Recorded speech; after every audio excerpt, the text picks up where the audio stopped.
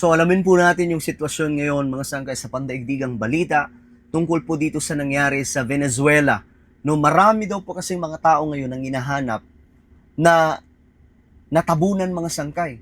So tingnan po natin, talagang hindi po talaga natin ma-predict no, kung ano po ang mga mangyayari, especially kapag lindol eh. No, pag-usapan po natin ito anyway bago tayo magpatuloy. Welcome po sa Sangkay World Talks kung saan dito lamang po natin pinag-uusapan yung mga pandaigdigang balita. So kung gusto nyo, mga sangkay na laging updated sa world news, no, makikita nyo po yung subscribe button sa baba ng video na to. I-click nyo lamang po yung subscribe, i-click ang bell, at i-click nyo po yung all. Sa mga nanonood po sa Facebook, i-follow nyo po yung ating Facebook page. So, eto po ang balita ngayon. Catastrophic Venezuelan earthquakes left no time for evacuations. So wala pong oras para mag-evacuate. Hindi po katulad ito, mga sangkay sa mga dumadaan na bagyo na pwede po tayo mag-evacuate. Dito talagang wala. Ito yung balita mga sangkay. We begin this morning with breaking news out of Venezuela where a state of emergency has been declared after two powerful back-to-back earthquakes struck last night. Two, back-to-back ha. Dalawang powerful na pagyanig ang tumama sa kanila. Back-to-back. So, same na lugar, pambihira, dalawang beses niyanig. Hindi po yun matatawag mga sangkay na ano tawag dito, yung pagkalindol, meron pong mga susunod na mga lindol, mga sangkay. Hindi po. Ito po ay talagang yumanig. Nakaparehas lamang din po ng pagyanig ang tumama sa pangalawa. So, ito yung balita. Full extent of damage is So, still hindi po siya yung tipong aftershocks, no? Dalawang beses tumama sa Venezuela. being assessed, but at this moment, at least 164 people have been killed, nearly 1,000 others injured. We expect those Grabe yan. numbers to Yan rise. po yung mall, mga Acting sangkay. President Delcy Yan yung mall Rodriguez says that ng Venezuela na viral po ngayon mga sangkay kung saan ang dami pong tao sa loob. Kaya nga po, sobrang nakakaiyak itong nangyari sa kanila kasi marami ang kumakalat na video na nasa loob po ng mall at yung iba ngayon mga sangkay, hindi po natin alam kung okay pa ba sila, humihinga pa ba sila mga sangkay. Pambihira, talagang malala itong nangyari. of buildings have collapsed. Rescue efforts to find survivors are also underway. The quakes, measuring in at magnitude 7.2 and 7.5 respectively, hit the northwest Grabe. part of the country. less than a 7.2 minute at 7.5 mga sangkay. So ganyan po kalala itong lindol na ito. So ngayon mga sangkay, nasa ano na sila? Nagdeklara na ng state of emergency. Kasi nga naman mga sangkay, hindi po biro ang tumama sa kanila. Pero inyo ngayon, sinasabi po nila na pwede pa raw umabot sa 100,000 yung mga taong po pwedeng papanaw dahil po dyan mga sangkay sa nangyari. At kaano kalalayan? Ang bihira. Ang dami pong nawawala, ang dami pong hindi mahanap up to now mga sangkay. State of emergency si Venezuela Acting President Delcy Rodriguez matapos yanigin ang bansa ngayong araw ng Huwebes, June 25. Grabe oh. Estamos en este momento declarando el estado de emergencia tal como lo contempla nuestra Constitución. Ayon sa Venezuelan government, pinakikilos na ang lahat ng kaukulang ahensya ng pamahalaan, pulisya, medical services, maging ang mga pribadong grupo para tumulong sa mga biktima. Sa laki ng pinsala, Ayan oh, mga sangkay, tingnan nyo po yung building tinupi. At yung mga building mga sangkay na naiwan na nakatayo, delikado din po kasi nag-crack na po.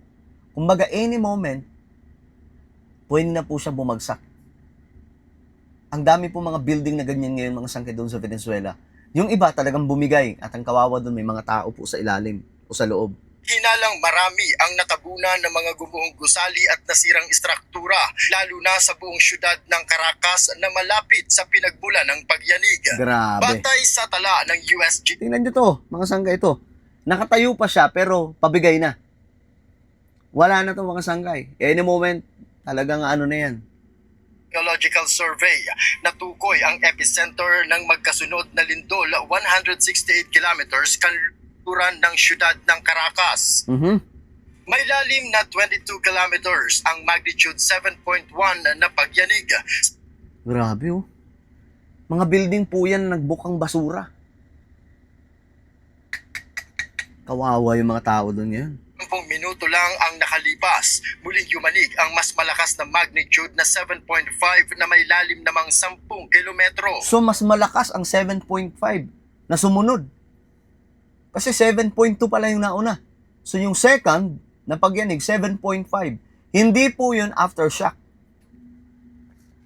So ganyan po siya nakakakilabot. Ayon kay President Rodriguez, lubhang napinsala ang mga lugar ng Aragua, Carabobo at Falcon. Grabe. Nananawagan ito sa mga residente na maging kalmado at tiniyak na nagpapatuloy na ang agarang rescue efforts. Mhm. El primer mensaje para nuestro pueblo es mantener la unión para salvar vidas. Inmediatamente de la ocurrencia de estos dos sismos, Ito pa yung presidente nila. nuestras autoridades y el sistema de protección civil se abocó a la tarea del rescate en las cuales nos encontramos en este momento. Agad na Grabe. Tingnan nyo to. Oh.